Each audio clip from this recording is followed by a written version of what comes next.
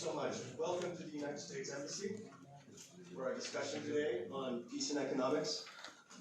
I want to thank in particular our co-host, Biruni.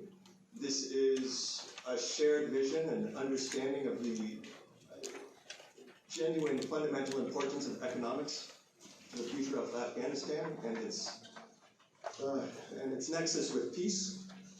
I'm grateful for our very esteemed panel, for our moderator, and for all of you, for all of our participants, for coming to engage in this discussion. I do have one pro forma logistical issue. We will be live streaming this event and there will be photographs throughout. If anyone does not want your picture posted on either social media or a Biruni or US Embassy website, please come and find me and let me know so that we don't post any pictures with you. So, thank you again for your willingness to spend time with us and initiate this important discussion. And I'd like to invite Ambassador Wilson up to provide a few opening remarks. Thanks very much, and I promise not to ask that my picture be omitted. Good morning to all of you. Welcome to the American Embassy and to this policy dialogue on peace and economics. As is already stated, we're very grateful to the Biruni Institute for its role in co-hosting this with us. As I think most of you are aware, the issues of peace are perhaps at long last are back on the agenda of Afghanistan. The United States has been engaged for some time with Afghan authorities on a strategy aimed at bringing the Taliban off the battlefield and into the peaceful political life of this country through a first step agreement to dramatically reduce violence that we hope will be implemented or begin soon. If this first step succeeds, real peace talks may then be upon Afghanistan. Much of the public and private conversation about those intra-Afghan negotiations, has focused on the matter of who. Who exactly will participate in the talks and how will that work? Obviously, that discussion is intense and it's an important one, but also before Afghans, and I think especially those of you here, is the issue of what Afghans want to do in those talks. What should be their substantive goals and objectives? What should be their top priorities and red lines? What negotiating strategies will get outcomes that Afghans want and need? Security and political issues, of course, will be high on the agenda of these negotiations when they get going. But just as important to factor into Afghanistan's goals, objectives, priorities for talks with the Taliban are longer-term issues relating to the welfare of Afghans in a post-settlement world. How humanitarian concerns and economic policies do or do not enable this citizens' countries to lead decent, prosperous lives, to find opportunities for themselves and their families will have a great deal to do with whether peace succeeds or not.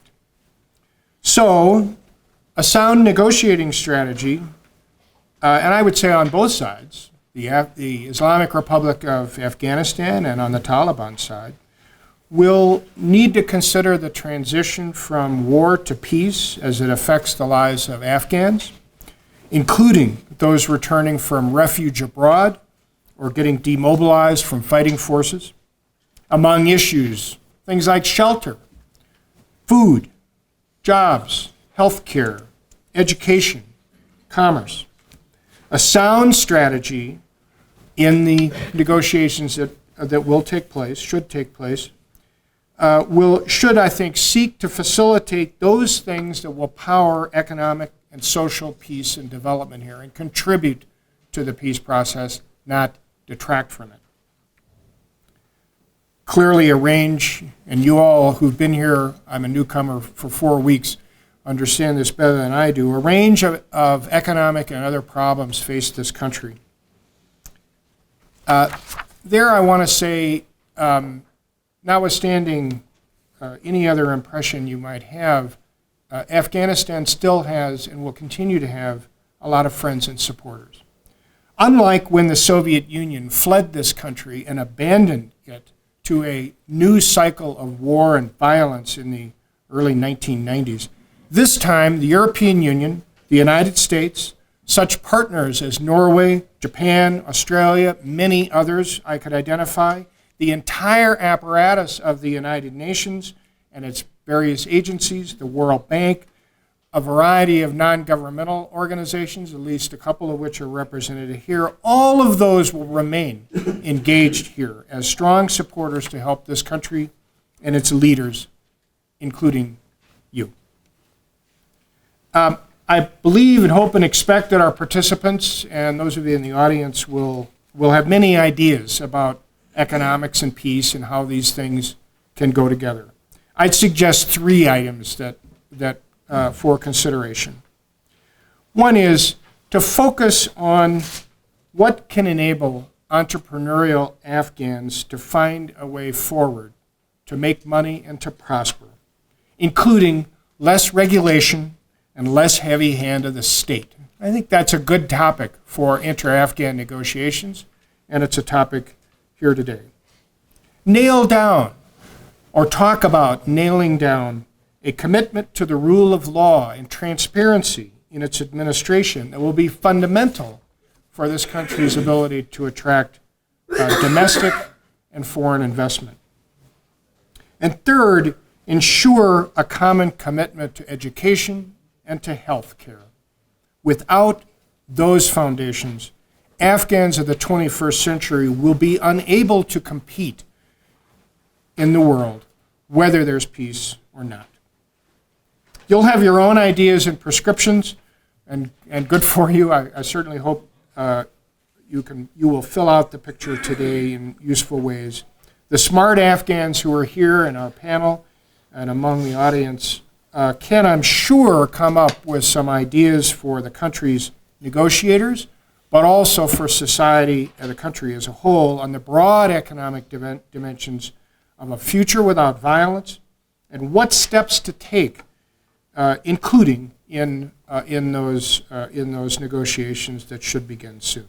I hope the efforts and ideas here and in the coming weeks will contribute to making the peace dividend something real for Afghans, contribute to this country's success in the future. With that, I will close. Thank you all very much. I look forward to hearing some of this and before I have to go back to my office. Thank you very much.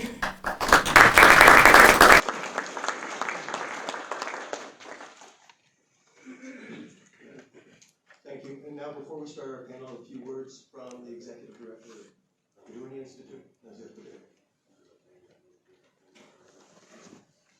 Thank you, Matt. Since I will be speaking in Farsi, I hope there is enough headphones in the room for our international participants. Bismillahirrahmanirrahim. جناب موضوع وزرای کابینه، وزرای اسبق، دیپلمات‌های کشورهای دوست، جناب سفیر وزن، سفیر ایالات متحده، نماینده ادارات دولت، نماینده‌های سکتور خصوصی، همچنین اعضای محترم پارلمان، اعضای پیشین تحریک طالبان و نهادهای اکادمیک و همکارای رسانه‌ها. سلام علیکم خدمت شما. ابراز شکران و امتنان از اینکه دعوت اینستیتوت البیرونی و سفارت متحده آمریکا در اشتراک در برنامه گفتمان صلح امروز پذیرفتیم. تشکر از تشریف‌آوری همه شما. قسمی که مطالعه فرمودید این برنامه طور مشترک از طرف اینستیتوت البیرونی و سفارت ایالات متحده میزبانی می‌گردد. تشکر می‌کنم از دستندرکاران سفارت طرح و یا همان کانسپت اینستیتوت البیرونی برای گفتمان صلح و اقتصاد استقبال نمودند تا بالاخره زمینه برای برگزاری این جلسه میسر شد. شراکت ما با ایالات متحده مبنی بر اصل احترام متقابل است. قسمی که ما نیز در قانون البیرونی امروز افتخار آن را داریم که برنامه امروزی را با سفارت امریکا به صورت مشترک هزینه و تمویل کردیم تا باشد مثال عملی ارائه کرده باشیم از همکاری های دو جانبه استوار بر اصل احترام و شراکت. اما هدف برنامه امروز موفقیت روند مذاکرات صلح و احیای رشد اقتصادی پس از برقراری صلح وابسته به این است که چگونه مسائل اقتصادی در توافقنامه صلح درج می‌گردد و چه نوع تدابیر پالیسی اقتصادی پس از توافق صلح روی دست گرفته می‌شود. با آنکه مذاکرات صلح در ذات خود یک روند سیاسی است، ارتباط تنگاتنگ میان پیامدهای اقتصادی و ثبات را نمیتوان نادیده گرفت. تا هنوز بحث و گفتمان کافی در مورد ابعاد اقتصادی توافق احتمالی صلح در کشور صورت نگرفته است. بدین لحاظ گفتمان صلح و اقتصاد فرصت را مهیا می‌سازد تا افراد و نهادهای ذی‌نفع گرد هم آیند و در مورد ابعاد اقتصادی مالی روند صلح به بحث و تبادل نظر بپردازند تا باشد که گفتمان روی پالیسی‌های اقتصادی و محیط سرمایه‌گذاری‌ها و کاروبار در کشور برای احیای فعالیت‌های اقتصادی پسا پیس یا بعد از صلح با میان بیاید یا همان پست پیس اکونومیک ریکاوری. گفتمان صلح و اقتصاد زمینه را فراهم می‌سازد تا مردم و از همه مهمتر مذاکره کنندگان از هر دو طرف در پروسه بین الافغانی در مورد وضعیت اقتصادی و مالی کشور و همچنان پیامدهای اقتصادی توافق صلح آگاهی کامل داشته باشند. در حال حاضر کشورهای خارجی حدود 75% مخارج عامه افغانستان را مشمول مصارف بودجوی و مصارف خارج بودجه را تمویل می کنند. 75% که در نتیجه خلای مالی در کشور بالغ بر حدود 8 میلیارد دلار سالانه می گردد. تحلیل های بانک جهانی و کانون البیرونی حاکی از آنند که این خلای مالی باز هم سالانه حدود 8 میلیارد تا سال 2030 به می شکل باقی می ماند. دیدگاه های یک مقدار غیر واقعی بینانه واهی مبنی بر خودکفایی تا جای مقدور نیست. این بدین معناست که افغانستان تا سالهای متمادی بر کمک‌های مالی کشورهای خارجی وابسته خواهد ماند، حتی اگر فرضیه های خوشبینانه را هم در مورد رشد اقتصادی کشور برای 10 سال آینده در نظر بگیریم.